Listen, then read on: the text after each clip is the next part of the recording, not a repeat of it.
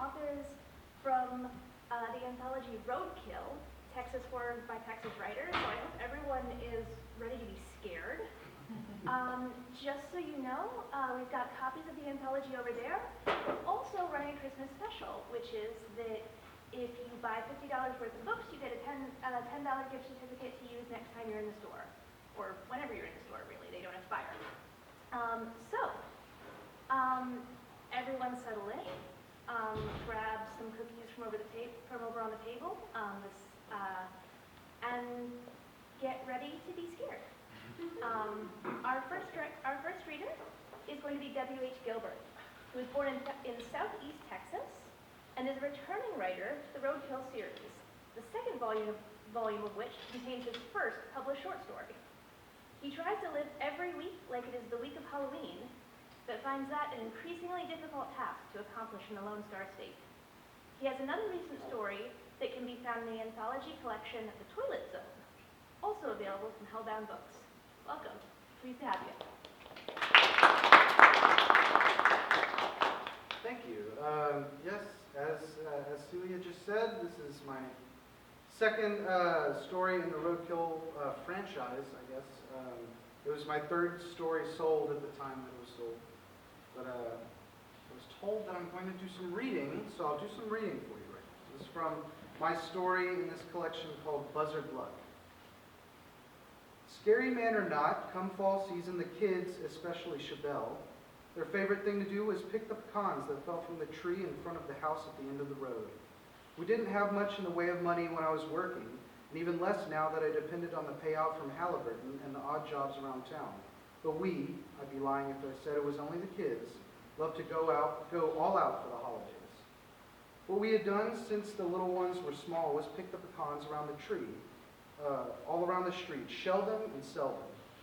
In the last few years, Lorelei had even taken up to baking them into little pies to sell them at the church outside of town. We used the money to buy materials to make our own decorations like pumpkin patches or scarecrows and mannequins, and painted wooden figures to adorn the house and lawn come Halloween and Christmas. It got us all into higher spirits, and the kids still liked to fiddle with the stuff, so I figured best to keep it up while they still enjoyed my company. I grabbed a handful of bags, and after some time assuring them nothing untoward would happen with myself there, walked with my girls and boy down the street toward the skeleton house. I whistled a tune to loosen them up, but I don't think it did much good because it being the time of year it was, I believe I whistled Monster Mash. It had always been their favorite, but not that day. I'm going to let them know that we're out here so he doesn't get any wrong idea, I told him. Daddy, please, Chabelle said. I waited for her to continue, but she only silently mouthed the word no. I bent down and gave her a peck on the forehead and swatted her behind playfully with the bag. You kids start picking, only the biggest and best now. We want to beat the squirrels to them, I said and gave them a wink. They simply stood clustered together and did not move, except for Chabelle, who grabbed for her brother's hand. I approached the door, the planks of the porch bowing and creaking, angry under my feet. I paused at the door and held my breath, expecting to hear the man from up north, waiting patiently right on the other side of the wood for the rattle of my knock. I didn't hear anything, so I rapped my knuckles against the stern door. There was a hollow echo on the other side, but no sound of approaching footsteps or movement. I peeked around into a window, but saw nothing. I waited a bit longer before answering my own knock with another, but when I did, still nothing. I turned to the kids. Guess he's not home. I saw him walking around upstairs this morning, Augusta said.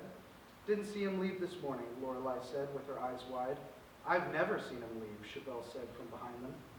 It's okay, I told them. In a few days, we'll leave him a pie as payment. I held the pecan broom in my hand, rolling its mesh cage along the ground to gather the nuts fallen into the matted green grass. Augustus played along, bobbing his head to a tune only he could hear, but still wary of getting too close to the house that sat in odd stoic silence.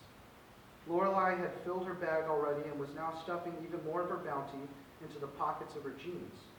Chabelle stood, stiff-legged, staring up at the top of the house. You want to pick her upper, darling, I said. She motioned me over with a finger and pulled on my shirt until my ear was at her level. He's been up there watching us, Daddy, she whispered. I looked back to the higher level of the house where it looked like her eyes were fixed, and saw only a dusty gray window with no man behind it. The trees of the old place seemed to let in very little light as a thick shadow clung to every nook and cranny of the home. There in the window overlooking the front yard lurked only the darkness of the house itself. "I don't see anything, baby," I said. She held her breath and did not blink. It looked as though she was staring